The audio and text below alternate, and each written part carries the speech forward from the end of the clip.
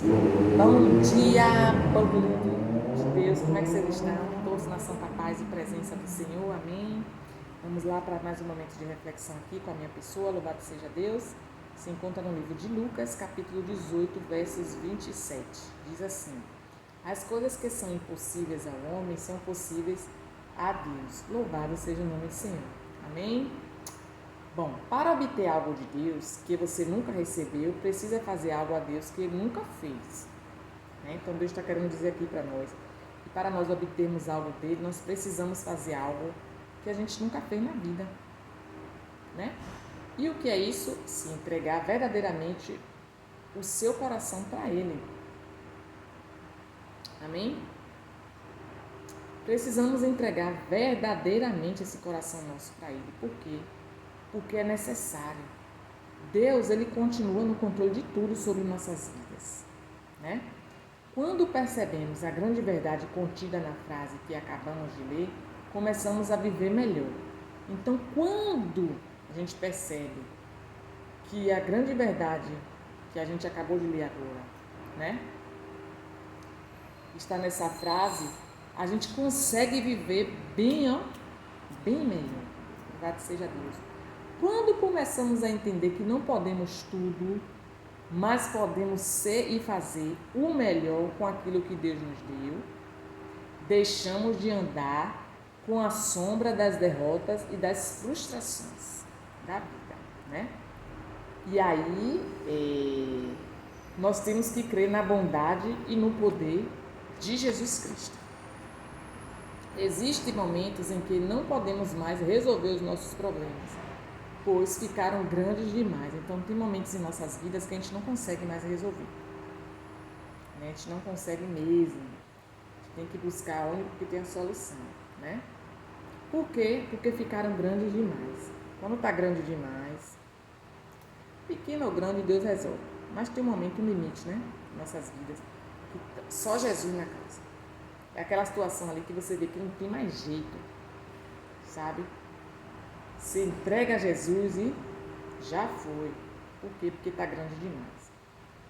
Por isso, eu convido você a orar a Jesus, entregando o seu problema a Ele e crendo de todo o seu coração, e verá transformação em sua vida. Então, como eu acabei de falar com você, aquela situação que você vê que, meu Deus, não tem mais jeito, sabe? Vamos dizer aí uma pessoa que tem na sua família um usuário de drogas. Gente, só a misericórdia do Senhor Jesus. Uma família fica destruída, sabe? Eu já vi vários testemunhos de várias pessoas, né? Que passa por essas situações, sabe? E realmente é difícil lidar com aquela situação, porque se não for Jesus ali para curar e para libertar aquela pessoa, outra coisa, um alcoólatra. Gente, você já viu o que é você conviver dentro de uma casa com uma pessoa alcoólatra, uma pessoa viciada em álcool? Misericórdia, Jesus. Eu tenho testemunhos grandes em relação a isso, sabe? Meu pai mesmo, meu pai já faleceu. E meu pai, ele era muito violento, né? Quando ele bebia, então. E assim, eu pequena, não entendia porque meu pai agia daquela forma, sabe, gente? E meu pai quebrava as coisas dentro de casa. Foi uma fase da minha vida que eu passei. Ficou marcado para sempre no meu coração, sabe?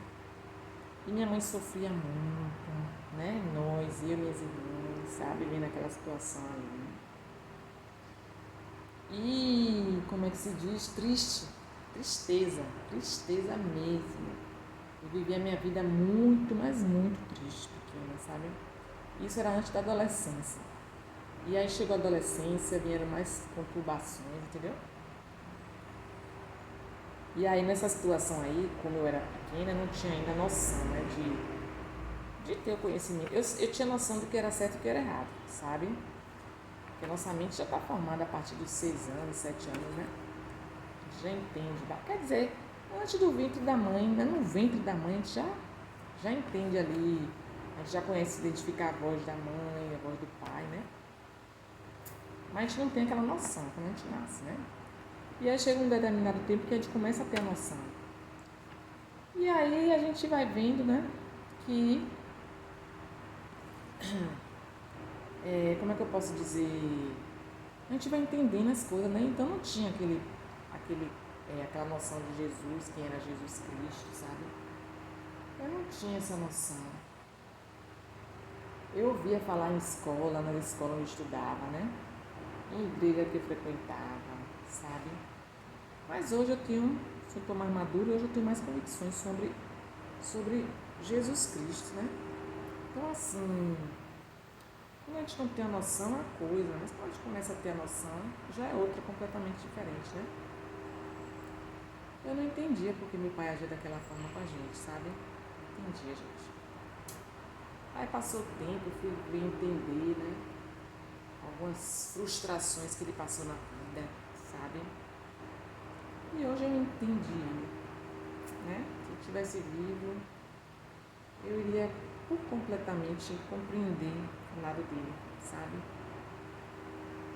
E assim, não é que não fui a favor do que ele fazia, nem contra, porque era pequena, mas eu não gostava.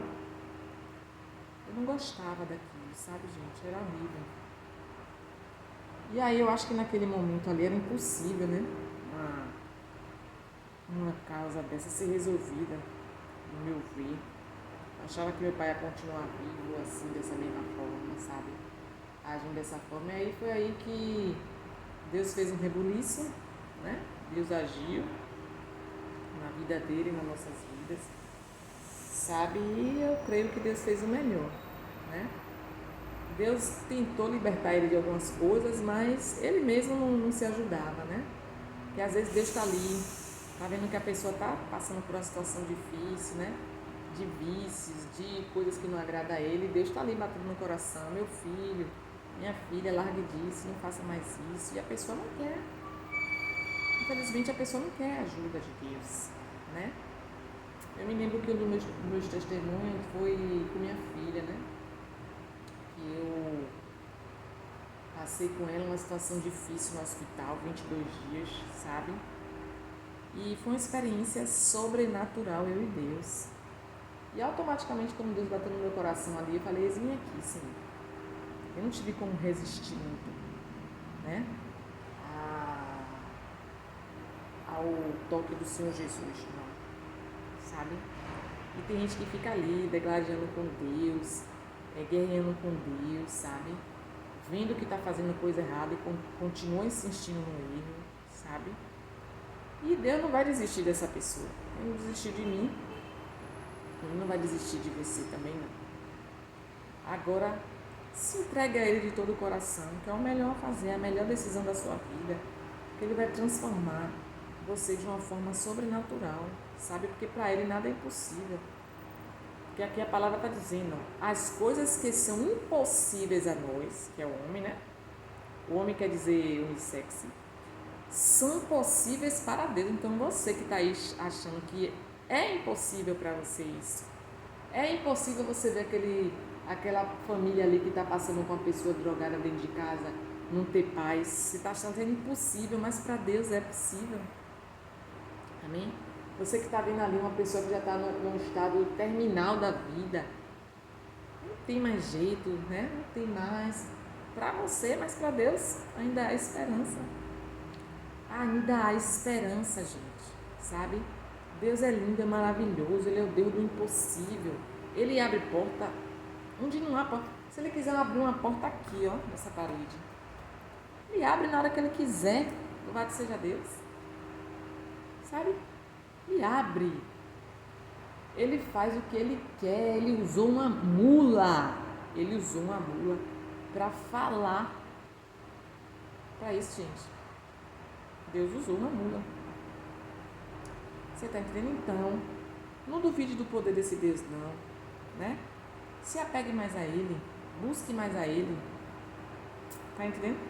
Porque aqui está dizendo que para obter algo de Deus, que você nunca recebeu, você precisa fazer algo a Deus que você nunca fez. Então entregue, se você nunca fez isso, entregue seu coração a Ele. Né? Entregue. Não tenha medo, não. E pode ter certeza que você não vai se arrepender. Faça como eu fiz, quando ele bateu, ó. Eis que estou à porta e bato. Quando ele bateu, toque, toque, toque, toque. Rejane, posso entrar nesse coração? Oxe, eu abri na hora a porta, venha Jesus. E ele entrou. Agora sim, quando ele entra, ele tem que limpar, né? E hoje ele ainda continua limpando, viu, gente? Porque é isso aí que dói. Então, você está pensando que ele vai limpar as outras pessoas? Mas ele vai limpar a sua casa primeiro, para depois que estiver limpa, ele começar a habitar e lhe usar para a honra e glória do nome dele, porque só ele é digno de todo louvor, de toda adoração. Amém? Espero que tenha entendido essa palavra em nome de Jesus. Guarde ela na tábua do teu coração, viva ela, medite nela e compartilhe ela com seu irmão, né? Que deve estar sentindo aí da palavra do Senhor. E aí você vai estar sendo usado por Deus para alimentar espiritualmente seu irmão. Olha que lindo! E o nome do Senhor vai ser glorificado sobre a sua vida. Amém? Beijão e até as próximas. Tchau! Em nome de Jesus.